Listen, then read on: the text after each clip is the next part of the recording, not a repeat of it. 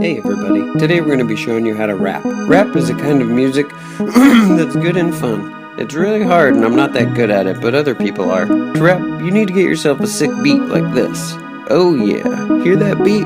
Real nice, really sick, extremely sick in fact. Once you've found your sick beat on the internet or wherever, write some words that rhyme. The words should be about whatever is in your heart. Then you say the words while your beat is blasting, and now you're rapping. Sometimes it sounds like this. Yes, worm. Yeah. Pass me the mic, it's my turn. Yeah. I am the number one worm. Squirm. You are the student, you learn. Dumb. Play with this fire, get burned. Yes. I'm in the kitchen tonight. Yeah. Getting the seasoning right. Salt. Catch me with mixing bowl, scratching the whisking those vegetables, chopping with knife. Chop. Whipping up dinner real good. Whip. Dirt with the leaf in the wood. Mud. I am the chef, understood. We chef. Got that thing on me like Elmer Fudd. I'm eating mud and some dirt. Yum. Look at me putting in work. Sweat. Look at me being a worm. Hey everybody. Look at me wiggle and squirm. Squish.